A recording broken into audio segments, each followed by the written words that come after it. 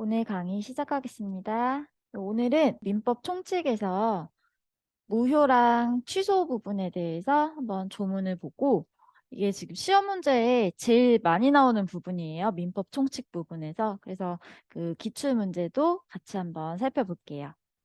137조부터 139조까지는 무효행위에 대해서 나와 있고 140조 이하부터는 이제 취소에 대해서 나와 있어요. 규정 한번 같이 볼게요.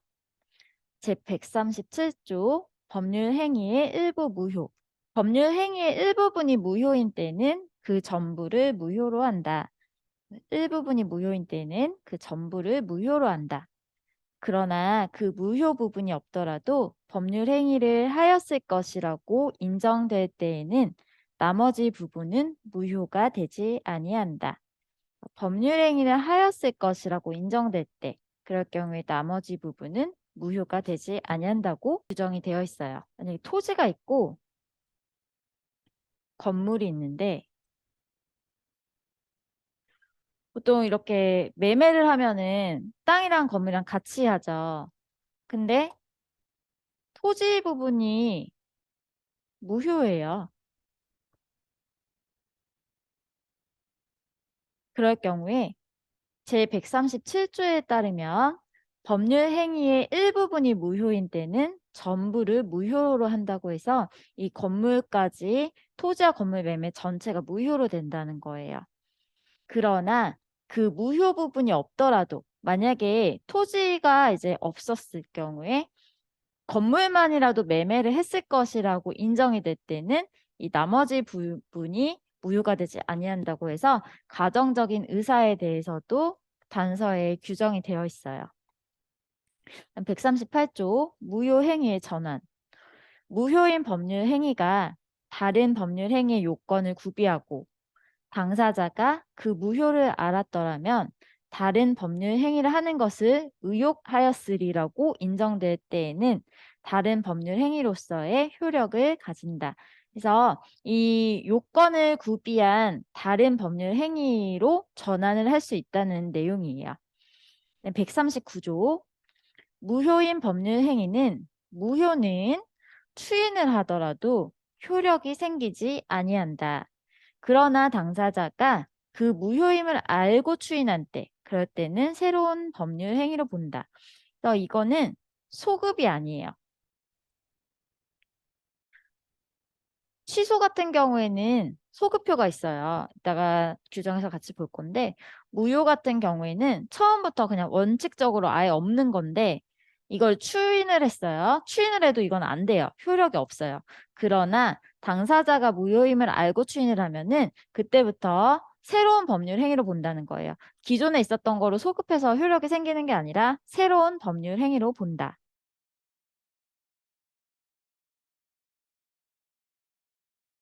법률 행위를 했고 그럼 거기서 효과가 이렇게 나와야 되는데 무효라는 거는 이게 법률 행위 자체가 성립을 안 해요. 그거를 바로 무효라고 해요.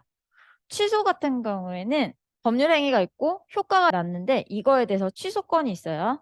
취소권을 만약에 행사를 하면 취소를 행사하기 전까지는 유효인데 만약에 취소권을 행사를 하면 이 처음 시점으로 가서 소급해서 무효가 되는 거예요. 취소권을 행사하기 전까지는 유효이죠. 그래서 그때까지는 유동적인 유효예요.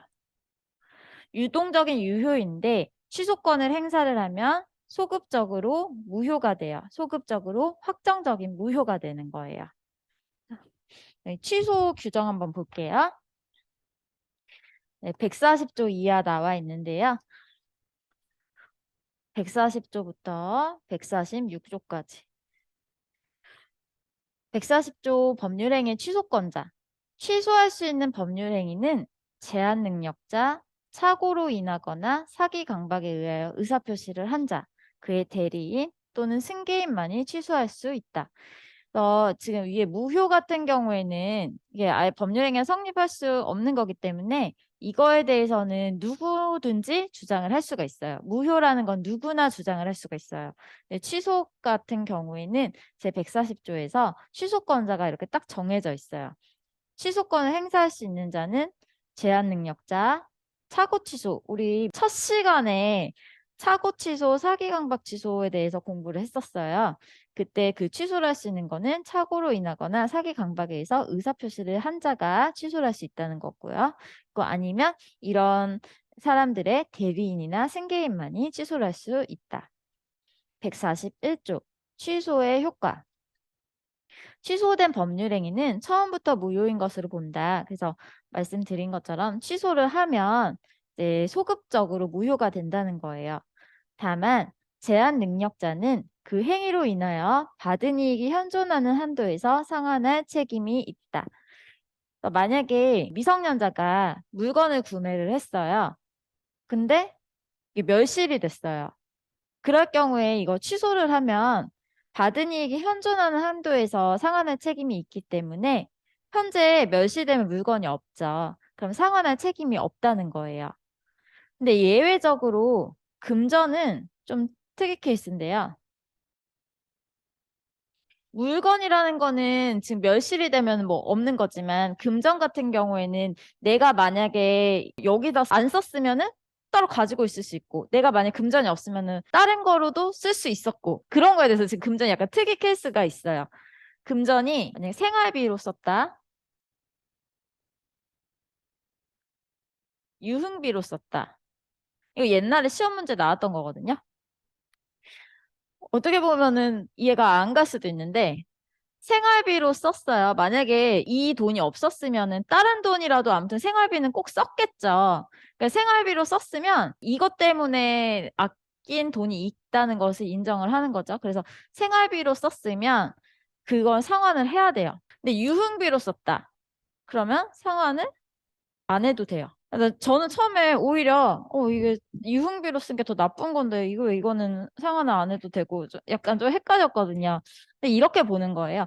생활비는 어차피 썼어야 하는 돈이기 때문에 이 돈이 아니더라도 다른 돈이라도 썼어야 되는 거라서 그만큼 이제 남았다는 거죠. 그래서 이거는 상환을 해야 된다는 거고 유흥비는 근데 그것도 예외로 봐요. 그래가지고 유흥비는 써버렸으면은 지금 없어요. 돈이 없으면 상환 안 해도 된다. 이거 판례예요. 네, 이거 일단은 옛날 시험 문제 나왔던 거니까 이렇게 좀 알고 계시고요. 142조 취소의 상대방. 취소할 수 있는 법률 행위의 상대방이 확정한 경우에는 그 취소는 상대방에 대한 의사표시로 한다. 그러니까 취소는 상대방에 대한 의사표시로 한다는 거고요. 네, 143조 추인. 그러니까 취소라는 거는 취소권이 있는데 취소권을 행사를 할 수도 있고 추인을 할 수도 있어요. 취소할 수 있는 법률 행위는 제140조에 규정한 자가 추인을 할 수도 있대요. 그래서 이거 그냥 취소 안 하고 추인을 할 수도 있다. 근데 만약 추인을 한 후에는 취소를 하지 못한다. 추인을 한번 하면은 이제 끝이에요. 추인에 대해서는 취소를 못 해요. 전조의 규정, 이 취소의 상대방에 대한 의사표시를 한다는 거는 이제 이 전항의 경우에도 준용을 해서 추인도 상대방에 대한 의사표시로 해야 된다는 거예요. 그다음에 144조 추인의 요건. 추인은 취소의 원인이 소멸된 후에 하여야만 효력이 있다. 이거 그냥 지문으로 되게 많이 나오는 거거든요. 그래서 일단 알고 계시고요. 추인이라는 거는 취소의 원인이 소멸된 후에 하여야 된다. 네, 제1항은 법정 대리인 또는 후견인이 추인한 경우에는 적용하지 아니한다. 그래서 뭐 예를 들어서 제한 능력자의 취소를 할 수 있는 권한이 있는데 추인은 취소의 원인이 소멸된 후에 해야 된다는 거잖아요. 근데 법정 대리인 같은 경우에는 권한이 있는 사람들이기 때문에 이거에 대해서는 취소의 원인이 소멸될 때까지 기다릴 필요가 없다는 거죠. 그다음 145조 법정 추인. 추인에 대해서도 아까 전에 이렇게 상대방에 대한 의사표시로 해야 된다고 했어요. 그런데 145조 6호에 기재된 행위를 했으면 이거는 그냥 추인한 것으로 본다고 해서 법으로 정해져 놨어요. 이걸 법정 추인이라고 하고요. 취소할 수 있는 법률 행위에 관하여 전조의 규정에 의하여 추인할 수 있는 후에 각호의 사유가 있으면 추인한 것으로 본다. 그러나 이 일을 보류한 때에는 그러하지 아니하다. 전부나 일부의 이행, 그다음 이행의 청구, 경계. 경계라는 거는 민법 500조에 규정이 되어 있는데요. 그 채무의 중요한 부분을 변경해서 신채무를 성립을 시키고 구채무를 소멸시키는 것을 경계라고 해요. 채무의 중요한 부분 변경해가지고 새로운 것을 성립을 시켰잖아요. 그래서 그것도 법정 추인 사유로 보는 거고요. 담보의 제공, 그다음에 취소할 수 있는 행위를 취득한 권리의 전부나 일부의 양도, 그다음에 강제 집행. 이러한 사유가 있으면 이건 추인한 것으로 보겠다는 거예요. 제146조 취소권의 소멸. 취소권은 추인할 수 있는 날로부터 3년 내에 법률 행위를 한 날로부터 10년 내에 행사하여야 한다. 시험 문제 제일 많이 나오는 거거든요. 숫자 많이 나오잖아요. 지문에. 그냥 꼭 알고 계셔야 돼요. 취소권은 추인할 수 있는 날로부터 3년, 법률 행위를 한 날로부터 10년. 이거는 네, 그냥 단골 지문이에요. 무효 취소에 관련된 규정들 한번 보셨고, 유동적 유효, 유동적 무효, 확정적인 유효, 무효 이런 부분이 좀 헷갈리실 수가 있어요. 그래서 이 부분에 대해서 좀 설명을 드려볼게요. 아까 말씀드린 것처럼 무효 같은 경우에는 성립을 안 해요. 처음부터 애초에 성립을 안 한다는 거예요. 원래는 법률 행위가 성립을 하고 그 다음에 효과가 이렇게 나와야 되는데 효과까지가 아니라 그냥 성립 자체가 안 한다는 거예요. 그러니까 무효는 애초에 이게 없는 거기 때문에 누구나 이 무효를 주장을 할 수가 있고요. 무효에 대해서는 아까 전에 취소권은 언제까지 행사해야 된다는 그 내용이 있었잖아요. 그런 기간도 없어요. 그냥 무효는 그냥 애초에 없는 거. 그렇게 보시면 돼요. 취소에 대해서 보시면 법률 행위해서 성립을 했어요. 그다음에 효과가 발생을 했어요. 근데 취소권은 있어요. 취소권을 행사하기 전까지 이때까지 유효라고 했죠. 근데 취소권이 있기 때문에 이게 나중에 취소권을 행사하면 무효가 될 수도 있어요. 유효인지 무효인지가 아직 확실하게 정해진 게 아닐 경우에는 유동적이죠. 유동적 유효라고 해요. 헷갈리실 수도 있는데 이게 유동적 무효라고 아시는 분들도 있어요. 이거 유동적 유효예요. 아직 취소권 행사하기 전까지는. 만약 취소권을 행사를 했어요. 취소권을 행사를 하면 처음으로 소급해서 확정적으로 무효가 돼요. 다시 한번 취소권을 행사하기 전까지는 유효죠. 그래서 유동적인 유효예요. 근데 취소권을 행사를 하면 처음으로 소급해서 확정적으로 무효가 된다는 거예요. 이거랑 조금 비교를 하셔야 되는 게 민법 총칙 때 같이 공부했던 무권 대리 혹시 기억나시나요? 대리권 없이 대리행위 하면은 무효죠, 당연히. 무효인데 근데 이것을 본인이 추인을 할 수도 있고 추인 거절을 할 수도 있어요. 무효인데 만약에 추인을 하면은 유효가 될 수도 있죠. 그래서 이것을 유동적인 무효라고 해요. 만약에 추인을 했어요. 추인을 하면은 어떻죠? 효과가? 소급해서 유효가 된다고 했죠. 소급해서 확정적으로 유효가 돼요. 만약에 추인 거절을 했어요. 이런 경우에는 여기서는 처음에 유동적 무효였는데 추인 거절을 하면은 확정적으로 무효가 되는 거예요. 취소권 행사하기 전에 유동적 유효였고 취소권을 행사하면 확정적 무효가 되고 무권 대리는 유동적 무효인데 추인을 하면 확정적으로 유효가 되고 소급해서 그다음에 추인 거절을 하면 확정적인 무효가 된다. 용어들 헷갈리지 말고 좀 알고 계셔야 돼요. 관련된 기출문제 볼게요.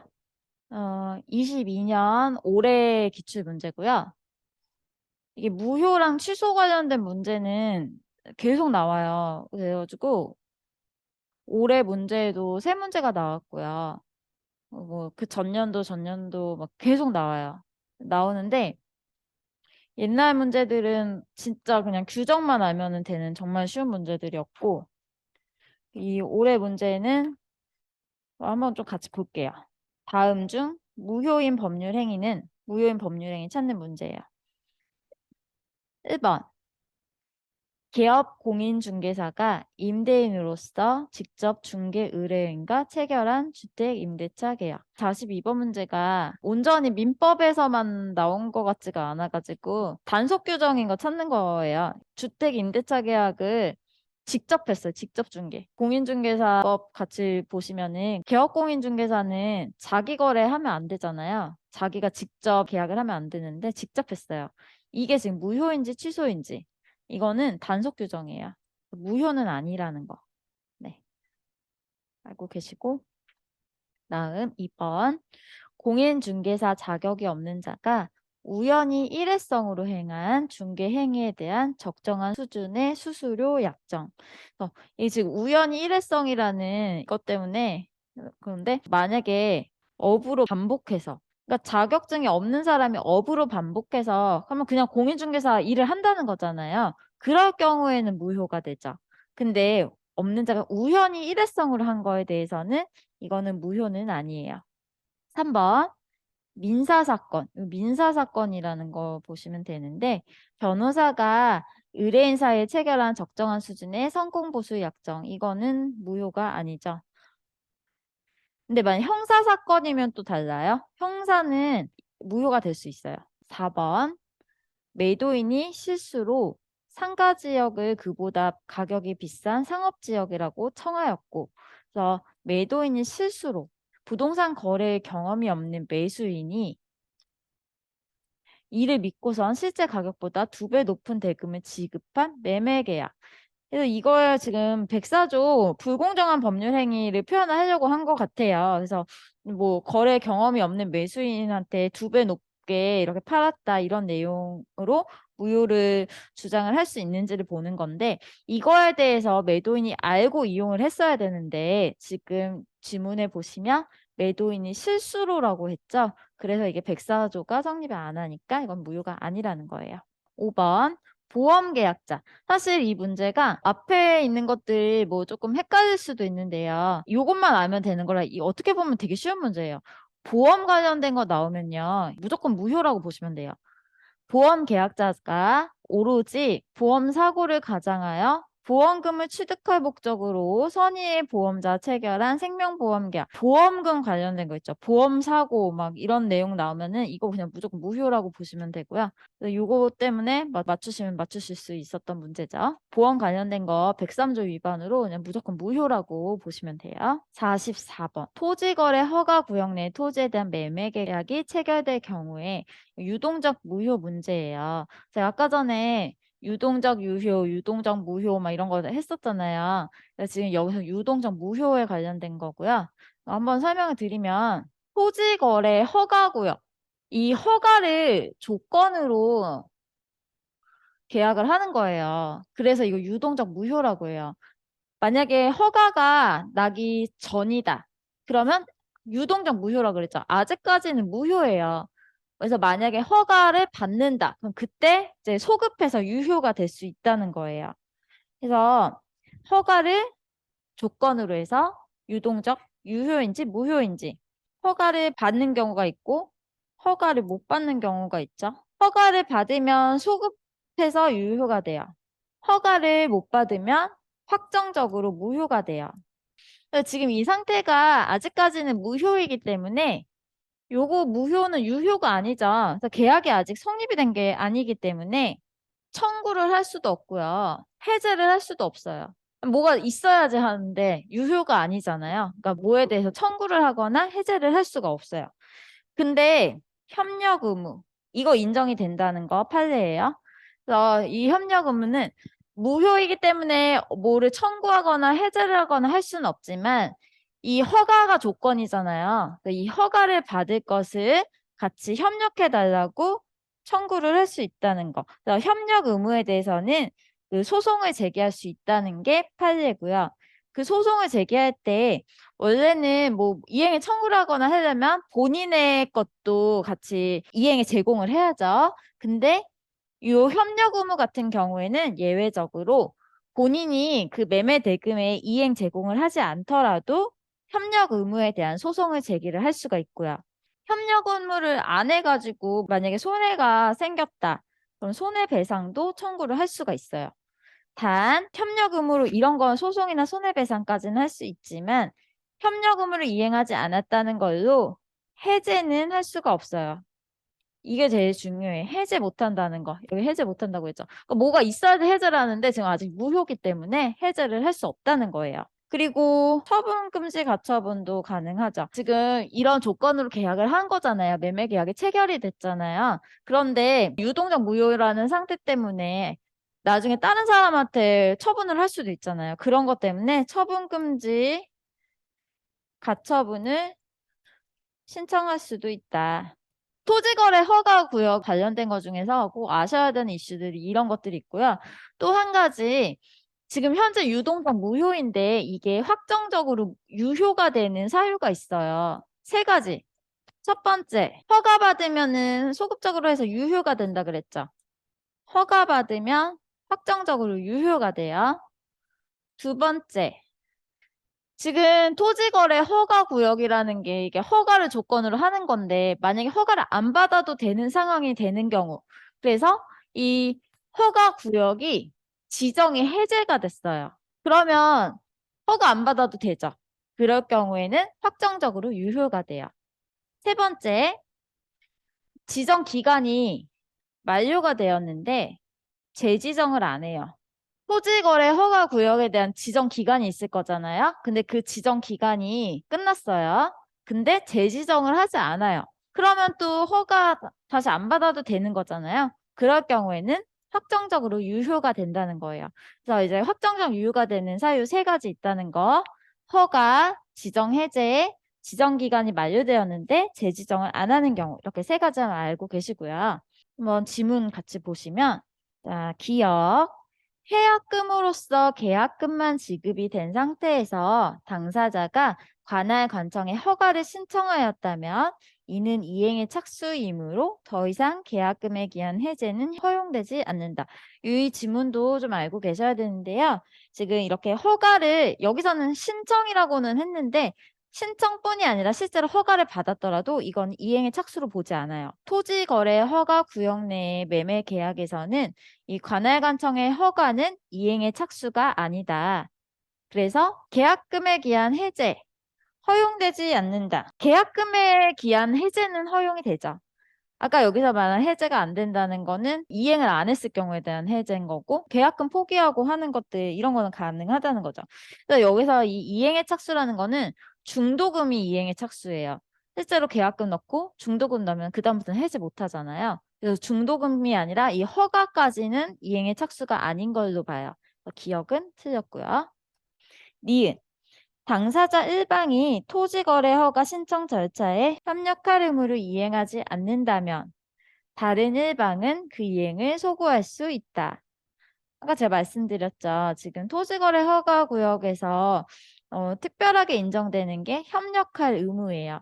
협력할 의무 같은 경우에는 소송도 제기할 수 있고 만약에 협력할 의무를 안 했을 경우에 손해가 생기면 손해배상을 청구할 수도 있고 그 외에 뭐 처분 금지 가처분까지도 가능하다는 거 근데 해제는 안 된다고 했죠. 그래서 이거 소구할 수 있다는 거 맞는 거고요. 디귿 매도인의 채무가 이행 불능임이 명백하고 이행 불능 그다음에 매수인도 거래의 존속을 바라지 않는 경우 위 매매 계약은 확정적으로 무효가 된다. 이거 옛날에 우리 이 지문 다른 데서도 한번 본 적 있었던 것 같아요. 어차피 이행 불능이고 그다음에 뭐 양쪽 다 매수인도 이제 원하지도 않아요. 이런 경우에는 매매 계약 확정적으로 무효가 되겠죠. 이것도 맞는 거고요. 리을 위 매매 계약 후에 토지거래 허가 구역 지정이 해제된 경우 확정적으로 유효가 되는 사유 세 가지 허가를 받았을 경우 지정이 해제된 경우 지정 기간이 만료되었는데 재지정이 안 한 경우 세 가지 말씀드렸죠.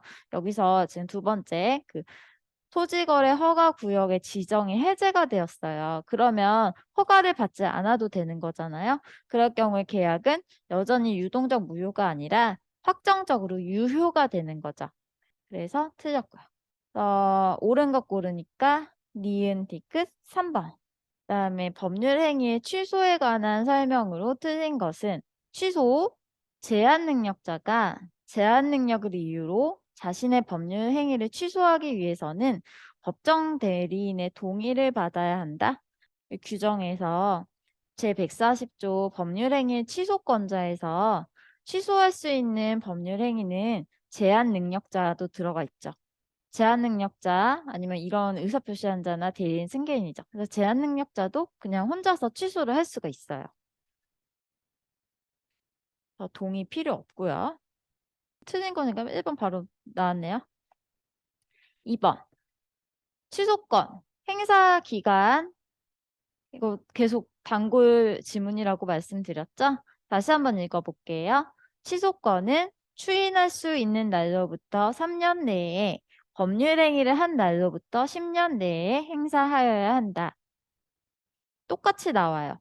취소권은 추인할 수 있는 날로부터 3년 내에 법률 행위를 한 날로부터 10년 내에 행사하여야 한다. 네, 맞죠? 3번. 취소된 법률 행위는 특별한 사정이 없는 한 처음부터 무효인 것으로 본다. 소급표. 이것도 규정에 있는 거 그대로죠? 취소된 법률 행위는 처음부터 무효인 것으로 본다. 규정 그대로 나왔어요. 맞고요. 4번. 제한 능력을 이유로 법률 행위가 취소된 경우 제한 능력자는 그 법률 행위에 대해 받은 급부를 이익이 현존하는 한도에서 상환할 책임이 있다. 이것도 141조의 단서 제한 능력자는 그 행위로 인하여 받은 이익이 현존하는 한도에서 상환할 책임이 있다고 했고 그 금전 관련된 거는 이제 예외적으로 있다는 것도 추가로 말씀드렸고요. 그거는 좀 이때보다 좀 옛날 문제에 나왔더라고요. 이게 아무튼 이거 4번도 맞고요. 5번. 취소할 수 있는 법률 행위에 대해 취소권자가 적법하게 추인을 하면 그 취소권은 소멸한다. 네, 그죠? 취소권자가 적법하게 추인을 하면 추인하면 인정을 하는 거니까 한번 추인을 하면은 그거에 대해서 추인 후에는 취소하지 못한다고 했죠. 그래서 취소권은 소멸을 하는 거죠. 추인하면 취소권은 소멸한다. 이것도 맞는 지문이에요. 45번 문제는 정말 이렇게 규정만 알면은 다 맞출 수 있는 문제죠. 그 전에 있던 문제들도 다 이런 식으로 규정만 보면은 다 맞출 수 있는 문제들이었어요. 그래서 지금 여기 어떻게 보면은 올해 나온 42번, 44번은 좀 어려우면 어려웠어요. 44번은 사실 어려웠죠. 그 토지거래 허가구역 이런 내용을 알아야지 풀 수 있는 문제인 거고, 그다음에 이거는 뭐 단속 규정 이런 게 섞여 있었으니까. 근데 이것만 꼭 아시면 돼요. 보험 관련된 거는 무조건 무효다. 네, 32회의 작년 문제예요. 47번. 법률행위의 취소에 관한 설명으로 틀린 것은 1번. 그냥 맞출 수 있는 문제. 취소권은 추인할 수 있는 날로부터 3년 내에 법률행위를 한 날로부터 10년 내에 행사해야 한다. 이거 맞죠? 2번. 취소할 수 있는 법률행위에 관하여 법정 추인이 되려면 취소권자가 취소권의 존재를 인식해야 한다. 법정 추인은 이런 사유가 있으면은 그냥 추인한 것으로 본다 그랬죠. 인식 같은 거 필요 없이 이 법정 추인의 사유만 발생을 하면 돼요. 그래서 2번 틀린 거고요. 3번. 취소된 법률 행위는 처음부터 무효인 것으로 본다. 1번, 3번 둘 다 이거 올해 기출문제가 동일한 지문이죠. 4번. 취소권의 법적 성질은 형성권. 형성권이라는 거는 이제 일방적인 의사 표시로 인해서 법률 관계 변동이 생기는 유형인데요. 형성권의 대표적인 권리가 취소권이 있어요. 4번 형성권을 잘 모르셨더라도 2번 법정 추인 관련해가지고 그냥 이거 맞추셔도 됐었고, 일단 형성권이라는 이 단어를 들어보신 분들은 취소권 얘기 많이 들어보셨을 거예요. 뭐 지금이라도 알고 계시면 일방적인 의사표시로 법률 관계에 변동이 생기게 할 수 있는 그 법적 성질을 형성권이라고 한다. 4번 맞고요. 5번. 취소할 수 있는 법률행위의 상대방이 확정된 경우에 그 취소는 상대방에 대한 의사표시로 하여야 한다. 이것도 규정에 있는 내용 그대로 상대방에 대한 의사표시 142조에 나오죠. 47번 문제도 규정만 보면은 웬만하면 다 맞출 수 있는 지문이었어요. 50번. 법률행위 무효에 관한 설명으로 옳은 것은 무효인 법률행위의 추이는 무효의 원인이 소멸한 후에 하여야 그 효력이 인정된다. 이게 좀 애매하긴 한데요. 139조에 무효행위의 추인이 있어요. 그래서 무효행위의 추인은 효력이 생기지 아니하지만 당사자가 그 무효임을 알고 추인하면 새로운 법률 행위로 본다고 했죠. 그래서 아마 그 지문이 뒤에 단서에 있는 그 새로운 법률 행위로 본다는 그 내용인 것 같아요. 추인은 당연히 그 무효의 원인 소멸한 후에 하여야겠죠. 일단 이건 한번 남겨두고요. 2번. 무효인 법률 행위는 무효를 안 날로부터 3년이 지나면 추인할 수 없다가 아니라 무효라는 거는 기간이 따로 없다고 했어요. 그냥 처음부터 원래 없는 거기 때문에 누구나 주장을 할 수 있고 기간도 제한이 없다. 그래서 2번 틀리고요. 3번. 법률 행위의 일부분이 무효일 때 나머지 부분의 유효성을 판단함에 있어서 나머지 부분을 유효로 하려는 당사자의 가정적 의사가 고려되지 않는다가 아니라 그럴 것이라고 인정될 때 나머지 부분은 무효가 되지 않는다고 해서 가정적 의사가 딱 규정이 되어 있죠. 3번도 틀리고요. 4번. 무효인 법률 행위의 추인은 묵시적인 방법으로 할 수 없다가 아니라 이 추인의 방법은 묵시적인 것도 가능해요. 4번도 틀리고요.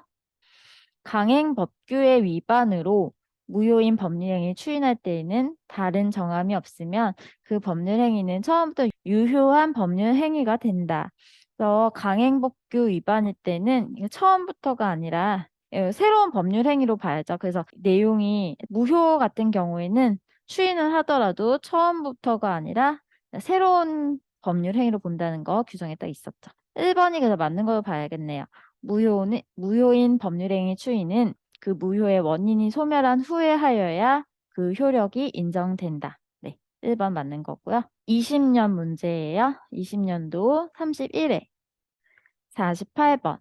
추인할 수 있는 법률 행위가 아닌 것은 절대적인 무효를 찾는 거예요. 자, 1번. 통정허위 표시. 통정허위 표시는 무효긴 무효지만 추인을 할 수 있죠.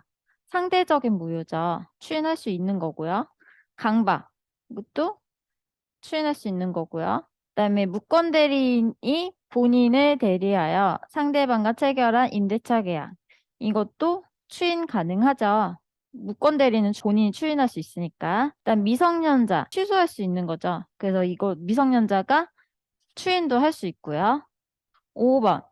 허가를 잠탈한 목적으로 체결된 토지거래 허가구역 내의 토지거래계약. 토지거래 허가구역 내는 우리가 유동적 무효로 봤지만 허가를 잠탈할 목적이라고 해서 이거는 강행법규 위반이기 때문에 추인을 할 수가 없어요. 딱 봐도 그냥 제일 나쁜 거. 그래서 이런 거는 추인 당연히 하면 안 되겠죠. 48번은 5번. 그다음에 취소의 원인이 있는 법률 행위 고르는 문제고요. 1번 불공정한 법률행위, 2번 불법 조건이 붙은 증여계약, 3번 강행 법규에 위반한 매매계약, 4번 상대방의 사기로 체결한 교환계약, 사기 강박 이거 취소죠. 그다음에 원시적 객관적 전부 불능인 임대차 계약, 나머지는 다 무효에 관련된 거고요. 그래서 취소 원인이 있는 거는 4번. 이렇게 어렵진 않죠. 다음 시간에는 물권 쪽에서 시험 문제 많이 나오는 부분 한번 준비를 해볼게요. 그러면 다음 시간에 뵙겠습니다. 감사합니다.